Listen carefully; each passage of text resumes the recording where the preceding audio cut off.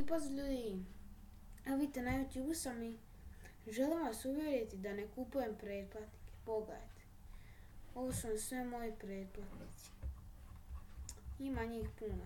Ja ću sad pauzirat pa sam malo. Evo ga vidite, evo odavde počinje. Fabijan Ježik pretplaćen. Moj didak. Pogledajte.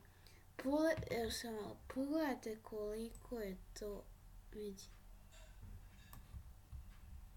Marko, to je moj tata. Pogledajte koliko ih je. Možda se vama to čini malo, ali vidi.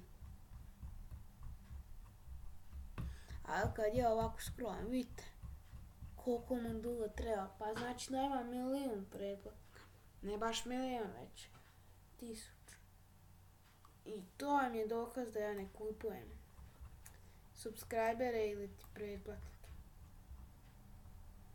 Da, problem mi se pretplatio kad sam imao 5 pretplatnika. Ne mogu vjerovati. I dobro ljudi, to je bilo to od ove epizode. Danas sam vam rekao da uopće ne kupujem pretplatnike. Clash Royale izašao prije 10 mjeseci. Nisam siguran. I dobro ljudi, to je bilo to od ove epizode. Pokazao sam da ne kupujem pretplatnike.